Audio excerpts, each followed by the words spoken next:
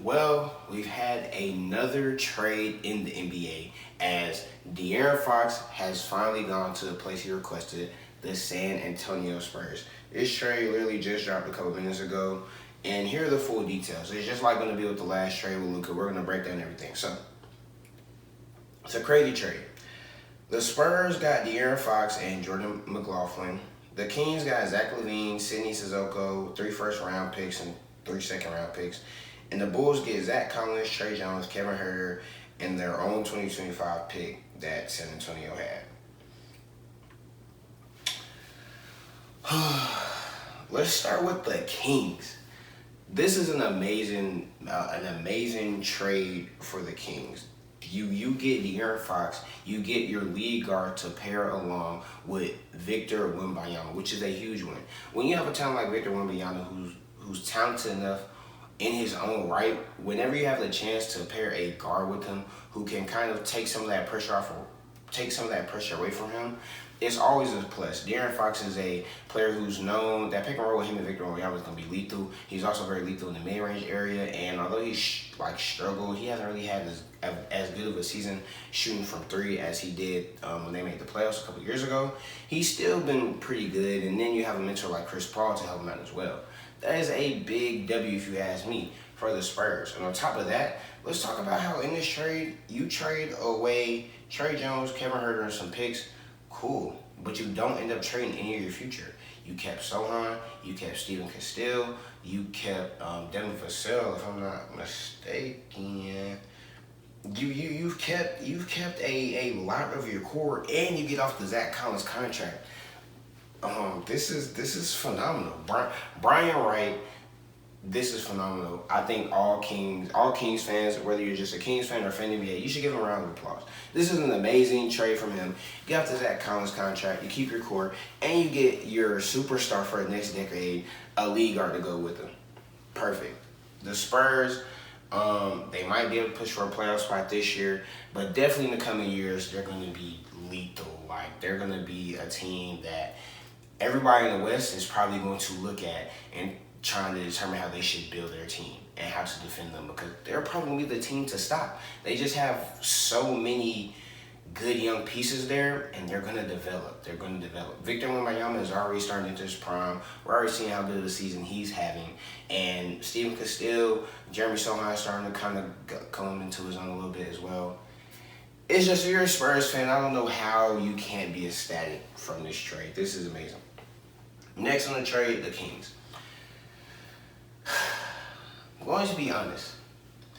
If I am a Kings fan, I am not happy at all. I'm not happy at all. You had De'Aaron Fox, Domantas Sabonis, DeMar DeRozan. You guys were literally on top of the NBA not too long ago. On top of the NBA. And now you just gave up the best player on your team for, you get Zach LaVine, cool, but you're just not gonna. You're back in NBA purgatory, as I like to call it. You're right back in NBA purgatory because your team is stagnant. You are too good to be considered a lottery team or a team that's gonna be fighting for a playoff, not a playoff spot, but you're too good to be a lottery team or a team that's competing for a number one pick, but you're also not good enough to where you're still probably fighting for a playing spot, and you're not good enough to beat the top teams in the West like the Nuggets, the Thunder, or the Lakers after the big trade they made. You're right back in purgatory, and even looking at the people you got, yeah, Zach LaVine's good, but Sidney Sissoko and 3 first-round picks, one of which is a 2027 from San Antonio. Is that really going to be that valuable? Another one is a 2031 from Minnesota. Is that really going to be that valuable? Of course, as you draft, if you have the right scouting department, you can make. Those picks can be valuable in their own right. You can still pick a good player, but I don't know, bro. I don't love this trade for them. If I was a Kings fan, I wouldn't be too happy. I would not be too happy. But who knows? I could be wrong. Could be wrong, but if I was a Kings fan, I wouldn't be happy, wouldn't be content with this at all. Just because, especially 2 years ago, your franchise had an all-time high. Y'all had reached levels that y'all hadn't been at in years. Literally years. like the early 2000s. And now it seems like you're going right back into NBA purgatory, right back into a place where you're one of those teams who we just look at as perennial play-in contenders. Not playoff, not title, play-in.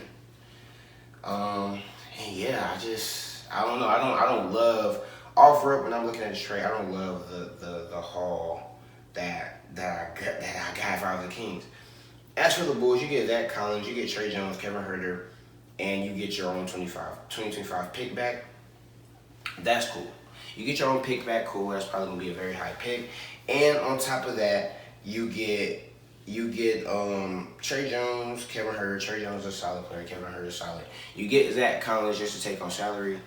I'm not mad at that. You get off of Zach LaVine, a player who was probably going to keep your team right where the Kings are in NBA purgatory, where you're too good to kind of not be competing for lottery, but you're not good enough to where you can compete for a championship. So if I'm the Kings, I'm a Kings fan, I'd probably be happy, And you send Zach LaVine somewhere where it's not ideal, but he's not in Chicago no more. You get off that contract, you take on Zach Collins' contract, not going to be on your books for too long, and you get your own pick back. So now having the rest of the season looks cool. In a draft class like this, you have your pick. It's always a good thing. Now you just have to draft right. I know the past couple drafts haven't been the best for the Bulls, but now you got to maximize having your pick. And yeah, this trade is, I don't know. I think the biggest winners, definitely off the top of my head, are the Spurs. I don't really like to say like winners or losers off rip with the trade, because you never really know until time goes on. But it's very hard. I'm pretty confident that Brian Wright is a master class. You get your lead guard and don't give up any of your core. Round of applause, man. Round of applause. But that's all that I have. Let me know what y'all think in the comments. Do you agree with the trade? How do you feel about how each team did in the trade, what everyone got? Let me know how you feel in the comments. And until next time, peace.